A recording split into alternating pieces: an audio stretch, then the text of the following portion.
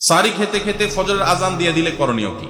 সারি খেতে খেতে যদি ফজরের আজান দিয়ে দেয় এবং ওয়াক্ত হয়ে গেছে, ওয়াক্ত মতোই আজান দেওয়া হয়েছে, আজান দেওয়া হয়েছে তার মানে ওয়াক্ত হয়ে গেছে, তখন আপনি খাচ্ছেন, তাহলে সেই রোজা আপনাকে আবার রাখতে হবে, এই রোজা হয় নাই।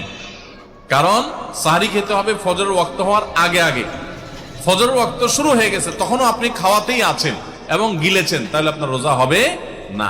যদি এমন হয় যে ওয়াক্ত হচ্ছে তার আগ মুহূর্তে খেয়েছেন, এখন মুখে খাবার আছে, খান নাই, নিয়েছেন খাওয়ার জন্য, বাকি ওয়াক্ত হয়েছে বা আজান হয়েছে দেখে আপনি ফেলে দিয়েছেন, তাহলে রোজা হতে পারে।